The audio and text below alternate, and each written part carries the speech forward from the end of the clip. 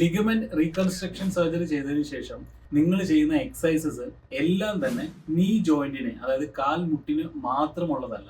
അങ്ങനെയാണ് നിങ്ങൾ എക്സസൈസ് ചെയ്യുന്നതെങ്കിൽ നിങ്ങൾക്ക് ഇവിടെ പല കോംപ്ലിക്കേഷൻസും വരാനുള്ള ചാൻസ് ഉണ്ട്. ഇവിടെ ഹിപ്പ് മസിൽസിന് ശ്രദ്ധ കൊടുക്കണം, അതുപോലെ തന്നെ കാഫ് മസിൽസിന് ശ്രദ്ധ കൊടുക്കണം.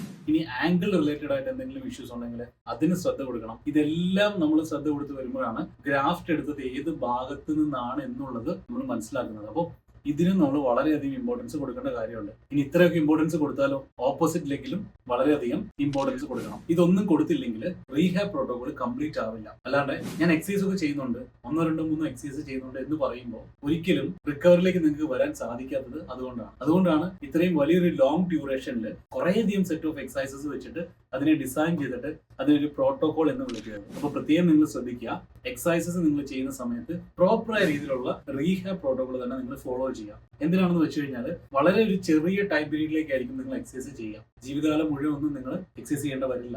ഈ സർജറി കഴിഞ്ഞതിന് ശേഷം വളരെ ചെറിയ ടൈം പീരീഡിലേക്കായിരിക്കും എക്സസൈസ് ചെയ്യുക. അത് ശരിയായ രീതിയിൽ ചെയ്തു കഴിഞ്ഞാൽ പിന്നെ അങ്ങോട്ടുള്ള ലോങ് ടേം ജേർണി വളരെ ഭംഗിയായിരിക്കില്ലേ. അപ്പോൾ ഇത് മനസ്സിലാക്കിയാലേ കറക്റ്റ് ആയിട്ടുള്ള എക്സസൈസ് ചെയ്യാൻ നിങ്ങൾ തീരുമാനമെടുക്കുള്ളൂ.